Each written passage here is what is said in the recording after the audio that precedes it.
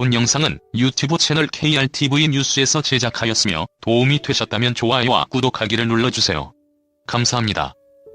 한국항공우주산업은 지난 9월 3일 한국형 전투기 CJ1호기가 최종 조립을 시작했다.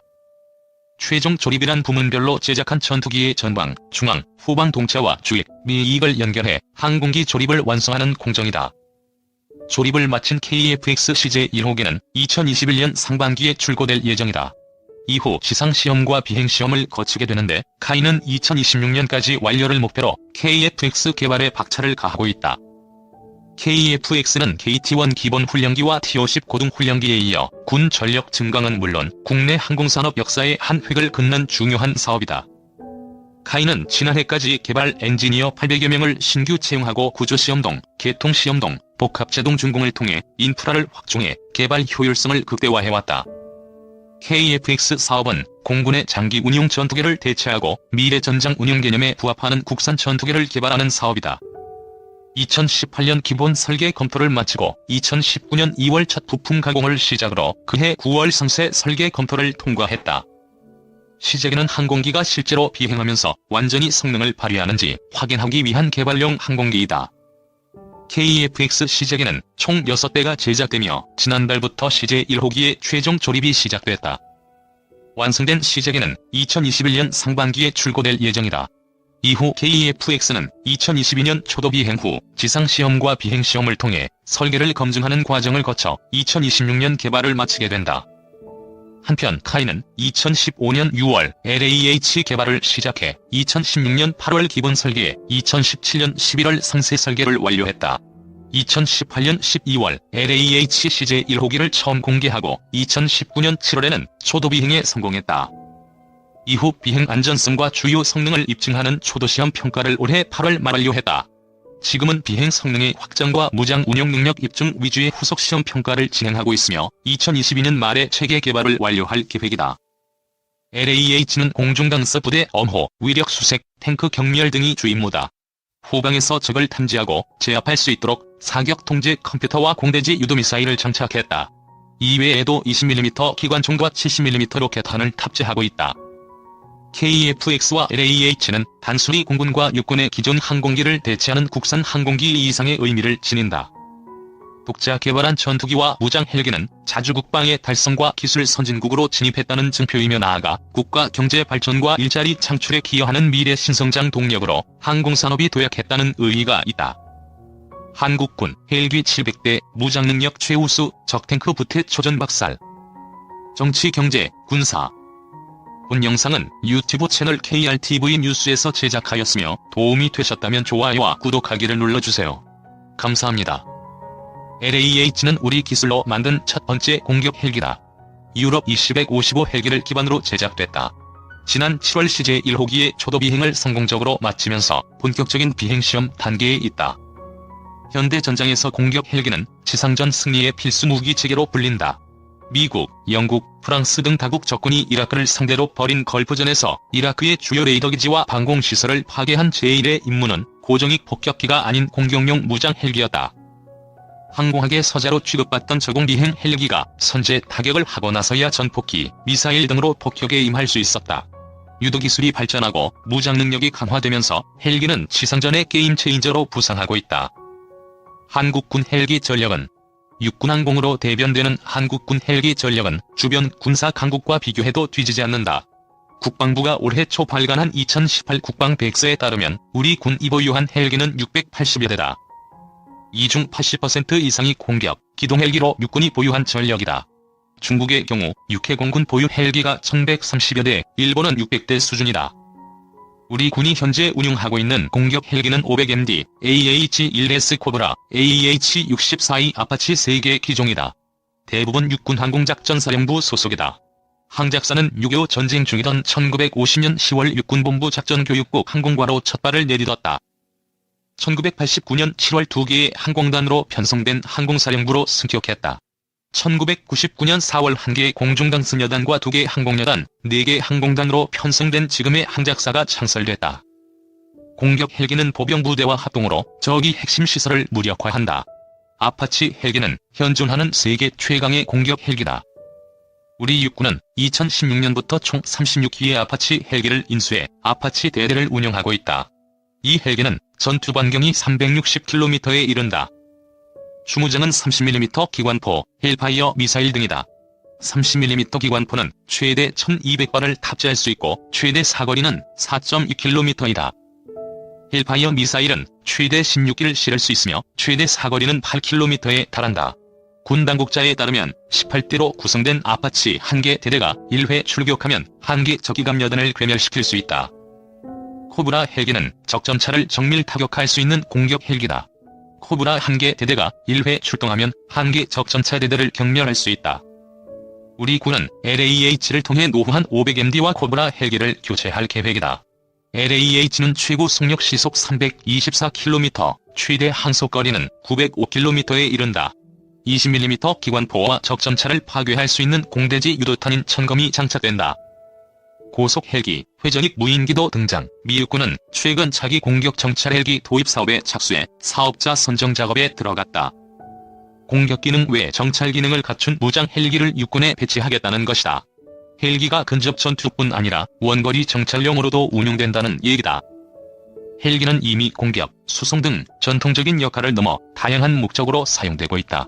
미국 해병대의 다목적 헬기인 오스프리는 회전익기의 수직 이착륙 기능을 갖고 있으며 고정익기의 속도와 항속거리를 갖추고 있다. 고속 비행 능력을 갖춘 새로운 헬기도 등장할 것으로 보인다. 헬기의 아킬레스건은 고속 비행 능력이 부족하다는 것이다. 이를 극복하기 위해 속력을 높인 헬기가 개발되고 있다. 방산업계에 따르면 프랑스 에어버스 헬리콥터사는 최근 고속 회전익기 레이서의 내부 설계 작업을 마쳤다. 2017년 파리 에어쇼에서 처음 공개된 레이서는 시속 400km 이상의 순항속도를 자랑한다. 장거리 전투 수색, 구조, 특수부대 투입 및 탈출, 병력 수송 등의 임무를 해낼 수 있다. 최근에는 사람이 타지 않는 회전익 무인기가 함정 탑재기로 선정되기도 했다. 독일 해군은 2018년 7월에 출시된 회전익 무인기 V100B를 초기함에 탑재할 함재기로 선정했다. 이 기종은 15m 면적에 자동 이착륙할 수 있다. 거리 측정기와 신호 정보 기능을 가지고 있어 다양한 해상 작전에 활용할 수 있다. 본 영상은 유튜브 채널 KRTV 뉴스에서 제작하였으며 도움이 되셨다면 좋아요와 구독하기를 눌러주세요. 감사합니다. 토종 헬기 수리온 강습 침투 임무 수행 완료. 외국 기종의 손색 없는 토종 헬기의 힘. 이 훈련에서 한국형 기동 헬기인 수리온은 단연 주목을 받았다. 미국 기종의 견조도 전혀 손색 없는 실전 능력을 유감없이 발휘했기 때문이다. 육군 관계자들은 수리온이 실전 배치되면서 유사시 더 신속하고 효과적인 강습 침투 임무를 수행할 수 있게 됐다고 말했다. 실제로 한국군 전력에서 헬기는 상당한 비중을 차지하고 있다. 매년 세계 각국의 군사력 순위를 집계, 발표하는 글로벌 파이어 파워에 따르면 2015년 현재 한국군이 운용 중인 헬기는 약 700대에 달한다. 보유 대수로는 세계 4위의 헬기 강국인 셈이다. 하지만 속사정은 좀 다르다. 미국과 유럽 등에서 수입한 외국산 헬기가 대부분을 차지하기 때문이다. 헬기 도입 비용과 수리 부속 구매 등 운영 유지에 많은 외화가 들어갈 수밖에 없는 구조다. 회전입 항공기를 개발하려면 고도의 항공 기술력과 많은 예산이 들어가 국산화에 도전하기가 쉽지 않은 분야다. 독자적으로 헬기를 개발한 나라가 미국과 유럽 등 10여 개의 항공 선진국에 불과하다는 게 그 증거다. 그러나 노후 헬기 교체 등 자주 국방력 강화와 관련 기술 축적, 세계 헬기 시장 도전을 목표로 국방부와 산업통상자원부는 한국형 헬기 개발을 대규모 국책 사업으로 추진했다. 그 결과물이 2012년에 탄생한 수리온이다. 수리온 개발에는 한국항공우주산업과 국방과학연구소, 한국항공우주연구원이 개발을 주관하고 98개 국내 협력 업체와 많은 연구소와 대학이 참여했다. 민관군 항공기술력의 결집체인 수리온이 성능은 동급의 외국 헬기를 능가한다는 평가가 지배적이다. 영하 32도에서도 최고 시속 270여 킬로미터로 운항이 가능하다. 분당 150m 속도로 상승해 백두산 높이의 고도에서 안정적으로 호버링도 할 수 있다. 또 내축 자동 비행 조종 장치가 적용돼 조종사가 별도 조작을 하지 않아도 자동으로 호버링과 수평 기동을 할 수 있다. 자동 비행 시스템과 야간 항법 장비, 3차원 전자지도 등 최첨단 장비를 탑재해 탁월한 작전 수행 능력을 갖추고 있다. 카이 측은 수리온 개발을 통해 국내 헬기의 개발 기술력은 59% 수준에서 84%로 높아졌다고 말했다. 바쁘시겠지만 좋아요, 알람, 구독 한 번씩 꼭 부탁드립니다. 오늘의 주제, 일본 반응, 일본 완강한 태도에 한국이 현재 외통수에 걸렸다는 상황, 일본 언론, 초조한 문 대통령, 들이대는 한국, 빼는 일본, 문희상 의장, 한국 복귀 후 제안서 수정 예정이란 주제로 여러분들과 한번 이야기를 나누어 보도록 하겠습니다. 좋지 않은 소식이 있습니다. 제목처럼 실제 일본 사이트 댓글, 후지TV 등에서 보도한 내용들로 제가 썸네일을 종합한 것인데, 일본이 한국 측의 제안을 조롱조로 보고 있는 상황인데요. 뿐만 아니라 결국 일본이 또 완강한 태도로 나오고 있어 현재 우리나라의 제안과 관련한 모든 것들을 일본이 역이용하는 것 아니냐는 지적이 나오고 있습니다. 저와 함께 좀 더 알아보시죠. 방일 중인 우리나라 문희상 국회의장이 강제징용 문제의 해법으로 제안한 1+1 플러스 국민성금 알파, 이 안에 대해 일본 정부가 받아들일 수 없다는 입장을 밝혔다고 일본 공영방송 NHK가 6일 결국 보도했습니다. 특히 일본에서는 아주 완강한 태도를 보이며 발표를 했는데요. 제가 일전에 방송에서도 말했지만 약간 고개를 숙이고 들어가는 느낌이 있다고 말씀드렸었고, 우리나라가 이걸 일본 측이 거부하게 된다면 우리나라 측도 조금 어려워질 수 있다고 말씀드린 부분이 있었는데 결국 그렇게 되고 말았습니다.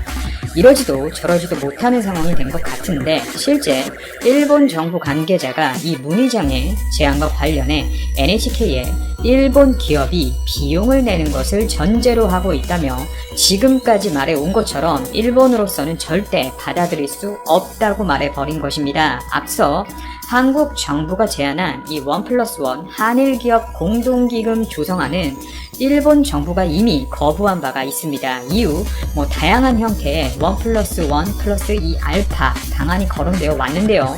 실제 문의장의 제안은 한일 양국 국민의 자발적 성금을 알파로 하자는 것이 골자였습니다.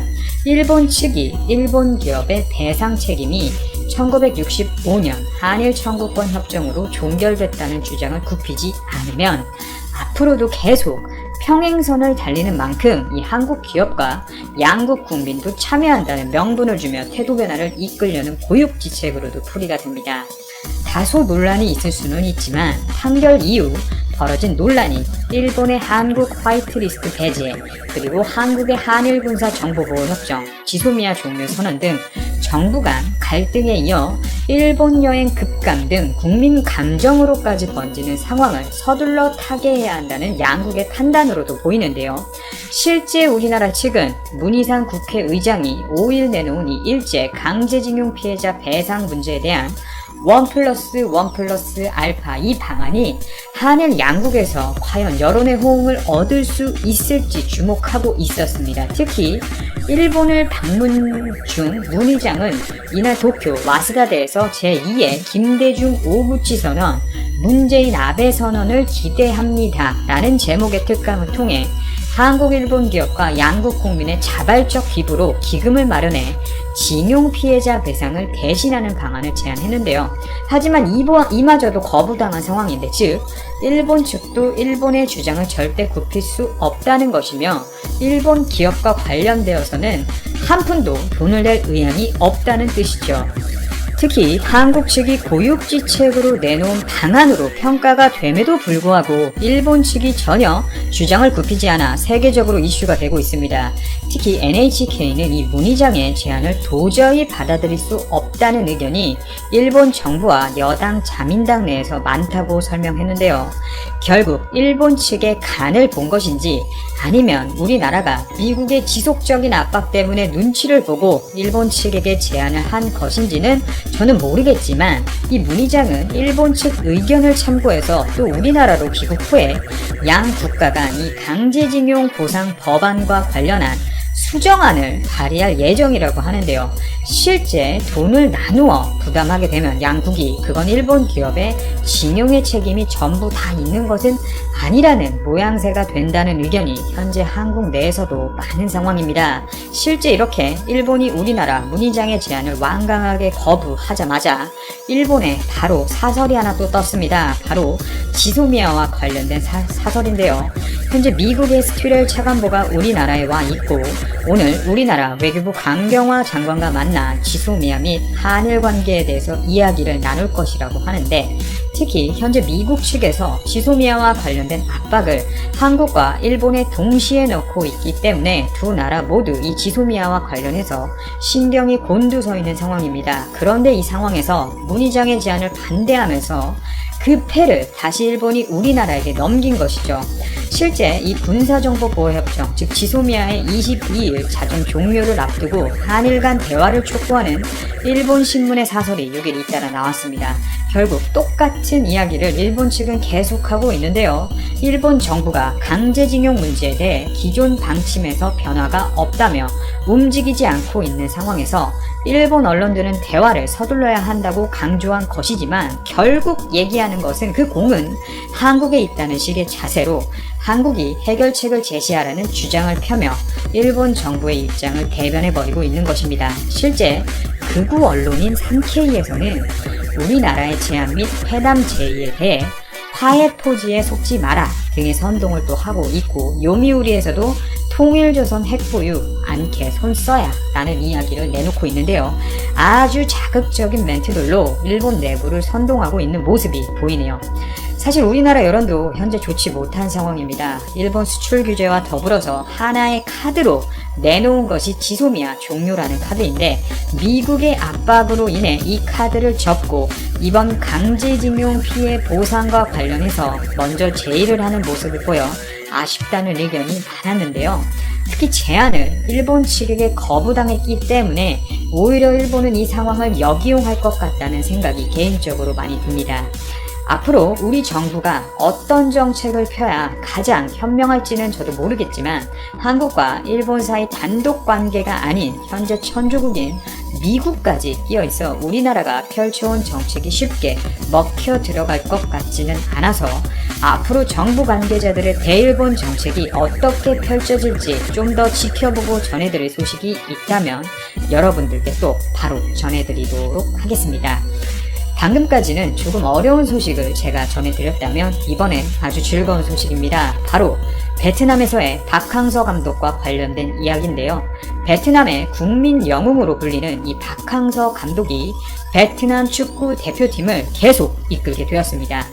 박항서 감독의 매니지먼트를 맡은 DJ 매니지먼트는 5일 박 감독이 베트남 축구 대표팀과 재계약했다고 밝혔는데요.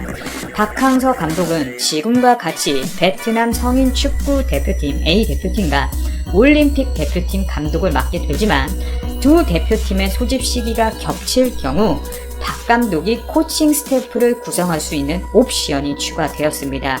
좀 더 박항서 감독이 원하는 방향으로 이 베트남 축구팀을 이끌기에 적절해진 것이지요. 뿐만 아니라 박항서 감독은 베트남 역대 감독 가운데 최고 대우를 받는 것으로 알려졌습니다.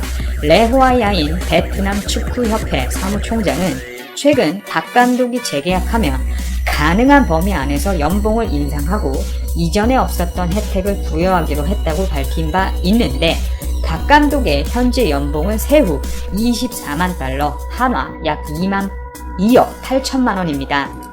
실제 베트남 내에서는 이 박항서 감독의 연봉이 생각한 것보다 너무 적다며 박항서 감독이 이룬 역사를 보았을 때 연봉 인상이 필요하다는 의견도 많았는데요. 특히 박 감독의 지휘 아래 베트남 축구는 지난해 아시아 축구 연맹 U23 이 챔피언십 준우승을 시작으로 아시안게임 4강 신화와 10년 만에 아세안 축구연맹 스즈키컵 우승을 달성하는 등 영거푸 역사를 다시 썼기 때문입니다. 또 지난 1월 있었던 아시안컵에서는 12년 만에 8강에 진출했고 2022년 카타르 월드컵 아시아 지역 2차 예선에서도 지난 9월 태국과 비긴 뒤 지난달 10일과 15일 각각 말레이시아와 인도네시아를 꺾었습니다.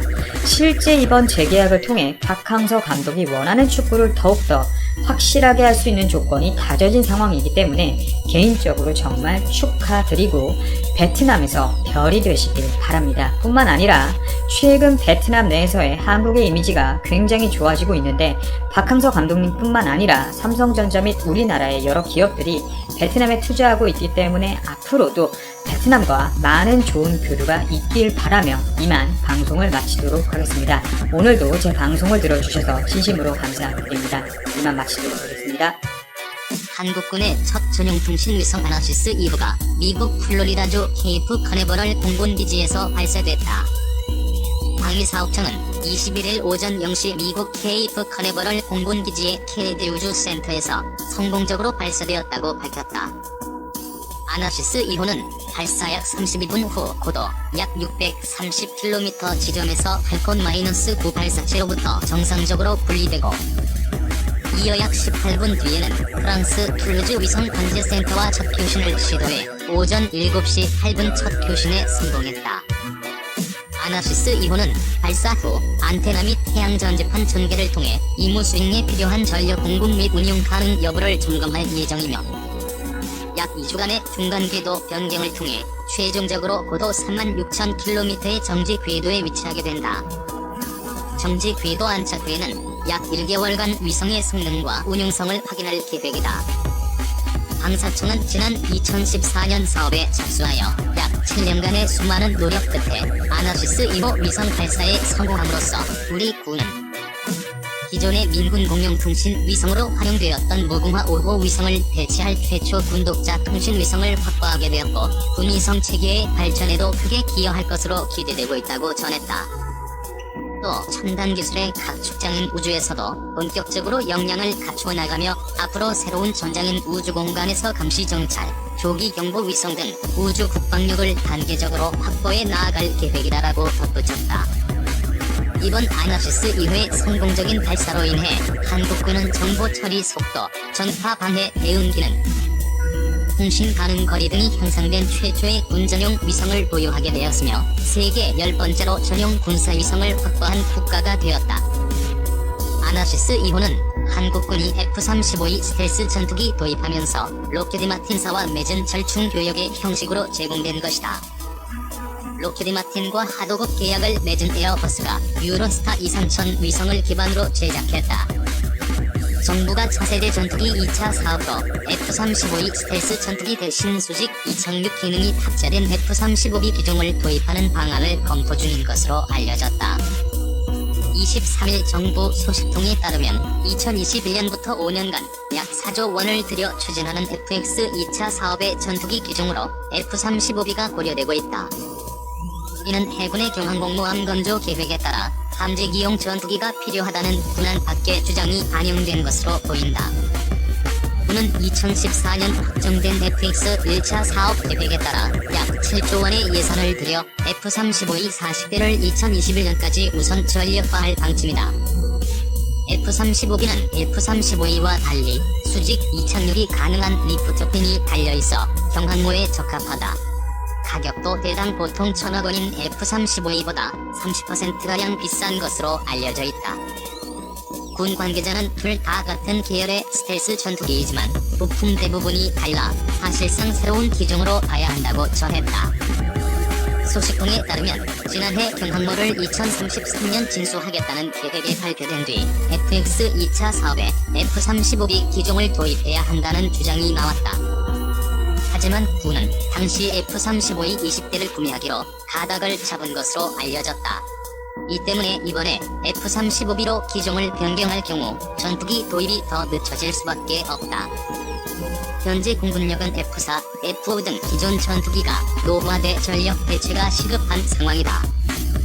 군 관계자는 FX 1차 사업과 다른 기종을 도입하려면 작전 요구 성능 등을 새로 검토해야 해서 전투기 도입에 시간이 더 오래 걸린다며 기종을 변경하지 말고 경항모용 함재기가 얼마나 더 필요한지 파악해 나중에 추가로 도입하는 게 낫다고 했다. 수직 이착륙 기능이 탑재된 F-35B는 F-35E에 비해 연료나 미사일 등 무장 탑재량이 적어 전투력이 약화될 것이라는 지적도 나온다. 익명을 요구한 군사 전문가는 이전 정부 때부터 추진됐던 전투기 사업의 방향을 바꾸겠다는 건 새 전투기를 도입했다는 현 정부의 지적 쌓기를 위한 것이 아닌지 의심된다고 말했다. 한화 디펜스가 국산 장갑차와 자주포 기술을 결합해 개발한 미래형 장갑차 레드백 2조 원 규모의 호주 보병전투 장갑차 사업의 최종 관문을 앞두고 있다. 한화 디펜스는 지난 24일 출고한 보병전투 장갑차 레드백 시제품 2대가 호주 육군의 최종 시험 평가 단계인 RMA 이행을 위해 오는 28일 핀테강에서 선적돼 호주 멜버른항으로 향한다고 26일 밝혔다. 이번 시제품 납품은 호주 육군의 궤도형 장갑차 도입 사업인 랜드 400 페이스 3을 따내려는 작업이다. 레드빅은 이 사업의 최종 2개 후보 장비 중 하나로 선정돼 호주 방위사업청과 450억 원 규모의 RMA 계약을 체결했다. RMA 계약은 최종 우선 협상자 후보를 결정하기 위해 현지에서 각종 성능 시험 평가와 운용자 평가 등을 통해 후보 장비들에 대한 요구사항 충족 여부를 평가하기 위한 절차다. 레드백 장갑차는 한국군의 실전 배치돼 성능이 검증된 K-21 보병전투 장갑차 개발 기술의 K9 자주포의 파워팩 솔루션을 더해 반호력과 기동성을 강화한 궤도 장갑차다. 반능동식 유기압식 현수 장치를 도입해 자체 중량을 줄이면서도 특수 방호 설계로 지뢰와 총탄 공격에 대비한 방호 능력을 강화했다. 또 호주와 이스라엘 기술을 접목한 30mm 포탑과 대전차 미사일 등이 탑재됐다. 한화 디펜스 관계자는 이번 출정식은 특히 코로나19 여파 속에서도 차량의 설계와 제작, 검증 등을 차질 없이 기한 내에 완료해 대한민국 최대 방산 수출 프로젝트의 대장정을 떠난다는 점에서 의미가 크다고 했다. 지난 24일 한화 디펜스 창원이 사업장에서 열린 출정식에는 이성수 대표이사를 비롯해 레드백 개발 참여 임직원들이 참석했다. 한국은 과거 말레이시아 등에 소규모로 장갑차를 수출한 사례는 있었지만 이번에 수주전에서 최종 승리하면 선진국에 대규모로 납품하는 첫 번째 사례가 된다. 현지 시험 평가는 오는 11월부터 약 10개월간 호주 육군 주관으로 차량 성능과 방호 능력 테스트, 운용자 교육 및 평가 등이 진행된다. 2022년 최종 후보 기종이 선정될 예정이다. 출정식에 참석한 이성수 대표이사는 세계적인 방산업체들과 경쟁할 수 있는 차세대 장갑차 개발을 완료함으로써 대한민국의 방위산업 기술이 새로운 시장을 선도할 수 있는 획기적인 계기가 될 것이라며 지상무기 체계 분야에서 쌓아온 역량을 결집해 시험평가에서 장비 우수성을